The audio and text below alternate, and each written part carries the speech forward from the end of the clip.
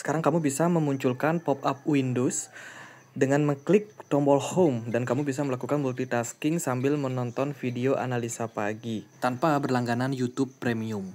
Hai semuanya, gimana kabar kalian? Semoga selalu dalam keadaan baik. Jadi welcome back again di Andri Graystone Channel, dan ini adalah segmen analisa kripto, segmen dimana kita akan mengulas koin-koin yang udah teman-teman request di kolom komentar channel YouTube ini. Aku udah dapat 3 koin ya yang kita akan bahas hari ini, dan teman-teman yang requestannya belum dibahas, sabar dulu. Mungkin kita akan bikin live session ya ke depannya. Saya mungkin bisa bikin live hari Kamis atau hari Jumat nanti. Jadi jangan lupa teman-teman untuk subscribe dan loncengnya diaktifkan ya. Bila mana nanti ada live, kita akan langsung teman-teman membahas koin-koin yang udah teman-teman request yang belum sempat aku bikinkan videonya. Hari ini kita akan membahas untuk Baby Bong, lalu ada Bitcoin Diamond, lalu ada Luch atau Luz ya. Ini adalah token baru yang baru aja listing karena dari Pump Fund itu ngelisting token dan mungkin udah drop 30%-an ya. Jadi mungkin banyak teman-teman yang panik. Kita akan coba untuk ulas.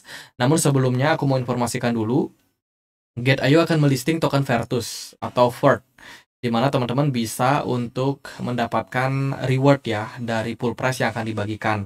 Ada total hadiah sampai 150.000 US dollar yang akan dibagikan dalam bentuk token VERT kalau teman-teman melakukan pre-deposit at least 10 token VERT.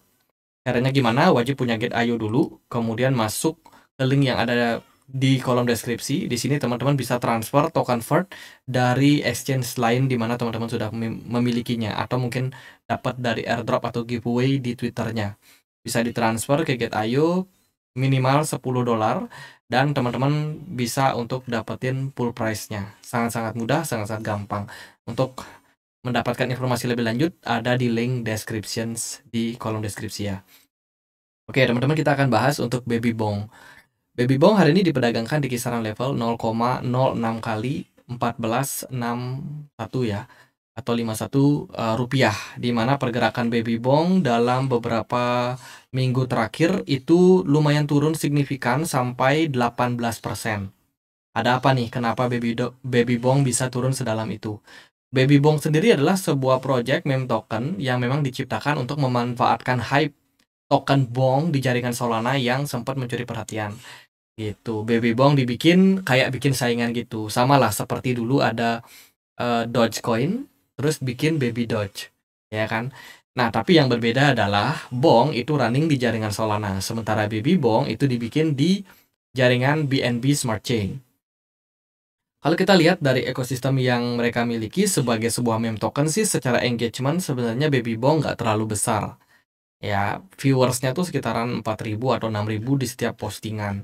Menurut saya untuk sebuah meme token harusnya bisa sampai puluhan ribu sampai ratusan ribu ya. Gitu. Dan menurut saya Baby Bong juga nggak terlalu bisa bersaing dengan meme token yang lainnya karena saking banyaknya ada meme token gitu. Jadi market pun juga harus memilah-milah. Nah, Baby Bong sendiri itu bisa dibilang merupakan sebuah project yang market cap-nya itu nggak besar. Market cap-nya itu saat ini cuma di kisaran 53 miliar rupiah. Artinya kecil banget dan rawan untuk pump and dump. Untuk maksimum supply-nya dia sudah 87,84% yang beredar. Pasarnya sendiri, Baby Bong bisa diperdagangkan di PancakeSwap, Bitget, Maxi, Gate.io, BingX, dan kawan-kawan. Kalau kita melihat dari holder yang ada di BNC Scan ya, mereka paling banyak diperdagangkan di PancakeSwap. Kedua, ada satu wallet address, punya kepemilikan sampai 11%. Sisanya ada di beberapa wallet exchange kayak Maxi, Bitget, Gate.io. Dan sepengetahuan saya yang saya perhatikan, Baby Bong ini mendapatkan selling pressure itu datang dari exchange. Jadi udah banyak holder-holder yang melakukan penjualan. Kalau kita lihat dari sini, ini adalah wallet dari Bitget ya. Wallet dari Bitget ini sudah mengurangi kepemilikan Baby Doge itu dari 16 Desember lalu sampai Januari saat ini. Artinya memang ada tekanan jual dari para retail. Kalau kita lihat dari wallet Gate.io, ini investor-investor yang ada di Gate.io kita nggak bisa lihat ya. Coba kita lihat di sini. itu justru mengalami akumulasi, teman-teman. Dari Gate.io melakukan pembelian, dari Bitget justru jualan. Dari PancakeSwap juga akumulasi aku perhatikan, dan wallet yang punya Baby Doge paling banyak ini justru masih hold sejak bulan Maret 2024 lalu dan belum ada penjualan. Gitu. Jadi dari poin yang kita dapatin di sini, kemungkinan Baby Doge itu banyak mendapatkan tekanan jual dari para retail, bukan dari para whales. Lalu gimana nih untuk harganya? Apakah Baby Doge bisa kembali recover atau naik? Sebenarnya semua balik lagi kepada market utama ya, Bitcoin. Bitcoin belakangan ini cenderung masih sangat kuat, sementara kalau kita compare sama Bitcoin dominance justru mengalami kenaikan, yang berarti adalah market maker sedang berfokus pada Bitcoin itu sendiri. Sementara untuk meme token ataupun altcoin sekalipun itu belum sama sekali mendapatkan inflow yang bagus. Nah, Baby Doge salah satunya di mana dalam beberapa minggu terakhir justru mendapatkan tekanan jual. Kalau kita perhatikan sejak bulan Oktober 2024 sampai sekarang Baby Doge bergerak dalam sebuah tren penurunan. Yang mana ini indikasinya tentu saja adalah negatif ya, teman-teman. Tapi kalau kita melihat tadi dari data, aksi jual yang terjadi pada Baby Doge ini adalah tekanan jual dari banyak retail. Gitu. Ekspektasi kita adalah Baby Doge masih bergerak konsolidasi mengalami koreksi. Sampai nanti ada titik di mana akan ada potensi untuk recover yang lebih signifikan. Teman-teman, kalau kalian misalkan baru masuk ke pasar kripto, kalian bisa melihat kok siapa yang melakukan penjualan, siapa yang melakukan pembelian. Caranya gimana? Perhatikan bentuk candle. Cari time frame yang agak bagus lah, kayak 1 hari atau 4 jam. Kalau sebuah pergerakan koin itu ditunjang oleh volume perdagangan yang tinggi diimbangi dengan candle yang panjang, ini berarti adalah akumulasi dari big fund atau whales. Kita bisa lihat dari volumenya. Seperti itu. Kalau candlenya kecil-kecil, terus volumenya nggak besar, itu berarti yang jualan adalah retail. Gampang ya, teman-teman. Kalau misalnya volumenya kecil, terus candlenya kecil, harganya naik, itu berarti retail yang melakukan akumulasi. Jadi sangat-sangat simpel. Kalau kalian melihat dari kasusnya si Baby Doge ini, pergerakan dari Baby Doge cenderung memiliki candle kecil berwarna merah. Dan ditunjang oleh volume perdagangan yang sebenarnya masih relatif kecil. Ya, tapi volume besar itu ada di kisaran Oktober ini sih, waktu topnya, teman-teman. Itu volumenya agak tinggi, tapi setelah itu sih volumenya kecil-kecil semua. Ini berarti memang ada kepanikan yang terjadi pada retail. Ya, mungkin retail udah melihat, wah ini nggak terlalu digerakin lagi nih sama whales, sehingga mereka panik dan mereka jualan. Biasanya sih di fase-fase panik ini kemungkinan akan ada pump yang bisa signifikan, teman-teman. Tapi mungkin nggak bisa balik modal ya untuk teman-teman. Sebab kalau kita melihat dari pergerakan dari Baby Doge secara jangka pendek, ini bukan Baby Doge tapi Baby Bong ya. Secara pergerakan dia udah turun lumayan signifikan. Jadi sekalipun nanti ada pump sampai ratusan persen, itu mungkin belum bisa mencapai level tempat kalian membeli sebelumnya. Gitu. Kalau dari saya sih melihat posisi dari Baby Bong ini masih punya harapan, cuman dari sudut pandang mereka punya komunitas kurang rame. Kemudian juga mereka udah nggak ada update lagi sejak Januari ini. Januari mereka baru update 8 jam yang lalu. Sementara selebihnya terakhir kali di 31 Desember. Jadi sangat-sangat lama. Baby Doge nggak pernah bikin meme baru ya di postingan Twitternya. Seperti itu. Kemudian dilihat dari posisi smart money yang bergerak, kebanyakan retail yang jual. Jadi semuanya balik lagi ke teman-teman sih. Kalau dari saya melihat Baby Bong saat ini sudah berada di area support. Ya, kalau dia beruntung, bisa aja akan ada pump signifikan lagi, teman-teman. Mungkin nggak bisa sampai tinggi banget ya, mungkin ratusan persen secara persentase, tapi secara movement mungkin nggak akan tinggi-tinggi banget. Gitu. Saat ini adalah area yang cukup menarik buat teman-teman pantau. Kalau dia drop dari level ini, maka akan kemungkinan turun lebih dalam lagi, teman-teman. Karena level tersebut adalah level support kuat untuk Baby Bong saat ini. Gitu. Jadi bisa dipantau ya Baby Bong di kisaran level harga 0,0-nya banyak 937. Nolnya banyak banget, teman-teman. Bentar ya, saya coba lihat dari CMC. Kita masuk ke pengaturan, kita ganti pakai United States. Nah ini 0,011 kali 8906. Ini adalah harganya saat ini. Dan kalau kita melihat dari potensial level support, kalau level support saat ini berhasil di breakdown, maka pergerakannya bisa aja bergerak turun lebih dalam lagi. Akan ada tekanan jual yang lebih signifikan, seperti itu. Next, kita akan bahas untuk Bitcoin Diamond atau BCD. Saya percaya nggak banyak orang yang mau bahas token ini. Sebab token ini sebenarnya udah nggak berfungsi lagi, atau udah mati lah proyeknya. Jadi, Bitcoin Gold ini adalah sebuah bentukan altcoin dari hasil hard fork Bitcoin di tanggal 24 Oktober 2017. Jadi intinya Bitcoin Diamond ini diciptakan untuk membuat perasaan seperti memiliki Bitcoin yang terdesentralisasi. Jadi mereka kayak masih dalam apa ya, masih dalam kenangan gitu. Gimana dulu Bitcoin itu diciptakan, ya kan, bikin hype yang bagus. Nah, si yang bikin Bitcoin Gold ini melakukan hal yang sama, teman-teman. Jadi dia bikin sebuah project, ya kan, sama-sama pakai proof of work, bisa di mining, tapi dengan nuansa ataupun dengan story yang dipakai adalah story-nya Bitcoin. Siapa tahu Bitcoin Gold ini juga bisa mirip seperti Bitcoin. Tapi ternyata ya nggak gitu juga.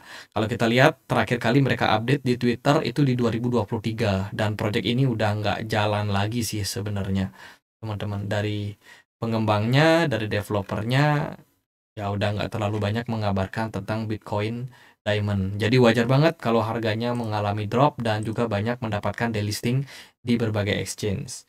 Yang masih bisa memperdagangkan ada Gate.io dan juga Indodax ya. Sisanya udah nggak ada exchange yang mau melisting token tersebut. Kalau kita lihat dari Bitcoin Diamond belakangan ini sih bergerak masih cenderung flat di kisaran 0,05 dolar.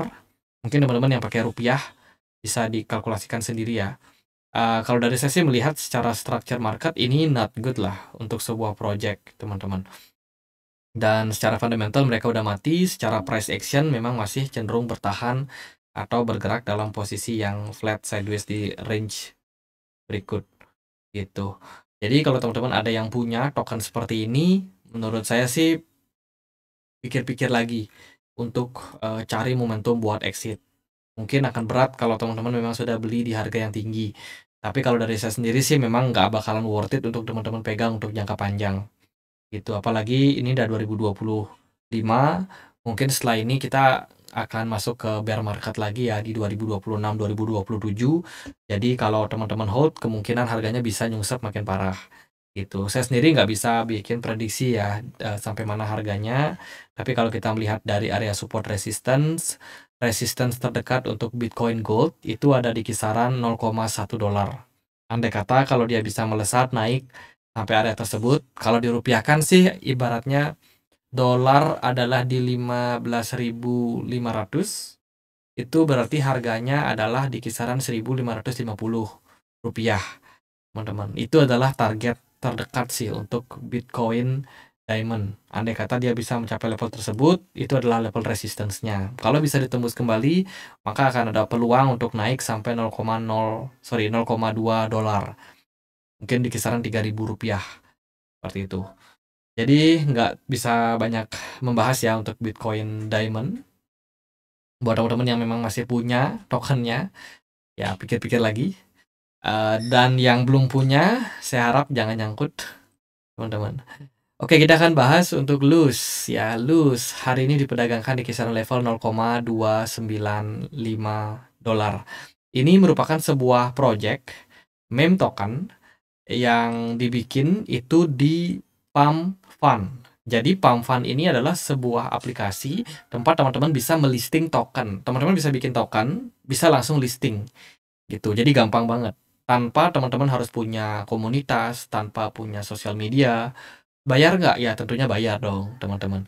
Biasanya token-token yang dibikin di sini kebanyakan adalah token-token yang memang diciptakan untuk mereka yang suka gambling, yang suka apa ya namanya, bertaruh lah. siapa tahu jadi naga seperti itu. Dan untuk project dari Luz sendiri itu dia secara website dia nggak punya website yang pasti. Kita cuma diarahkan ke platform dari Pump Fund.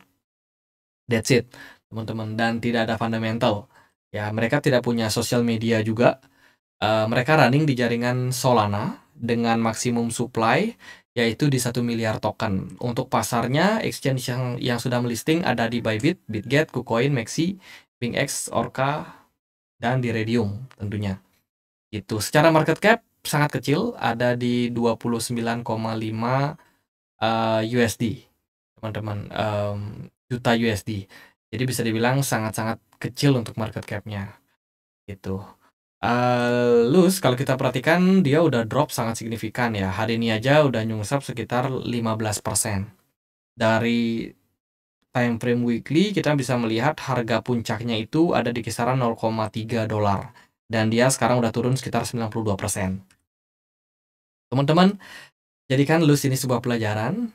Kalau teman-teman ada yang masuk, kalau teman-teman yang mau masuk, please untuk diperhatikan lagi. Ya, platform Pump Fund itu diciptakan buat gambling. Artinya, kalau teman-teman masuk di akhir, kemungkinan pumpnya udah berakhir. Jadi, kalau teman-teman memang suka trading atau mau belajar trading di Pump Fund, teman-teman bisa pantau sebuah koin, lihat berapa hari dia listing. Kalau dia udah listing misalkan 10 hari, nah itu kemungkinan harganya udah dipuncuk. Jangan masuk, teman-teman. Kalau dia baru listing 1 hari, 2 hari, nah itu teman-teman bisa entry. Sebab kemungkinan cuannya cenderung lebih gede. Meskipun disclaimer nggak selalu. Ya, tapi yang pasti adalah kalau teman-teman masuk ketika koinnya udah listing 10 hari, 7 hari, ya kan, itu udah rawan tuh sebenarnya. Itu. Jadi di koin-koin seperti ini ada yang cuan banyak, ada juga yang rugi besar. Siapa yang cuan banyak? Mereka yang masuk di awal. Sementara yang rugi banyak adalah masuk ketika harganya sudah tinggi di fase-fase pertengahan. Kisaran 7 hari, 10 hari itu. Biasanya fase-fase yang udah nggak ideal lagi buat teman-teman entry. Kalau kita bicara secara price action, pergerakan dari Luz sendiri sudah berada di area support kisaran 0,023 dolar. Ya, sempat mantul naik bentar sampai 0,037, tapi nampaknya tren belum ada smart money yang masuk. Secara volume perdagangan juga nggak terlalu besar. Gitu. Jadi perlu teman-teman pertimbangkan lagi. Ya, dari saya sih melihat target jangka pendeknya adalah di kisaran range harga 0,05 dolar.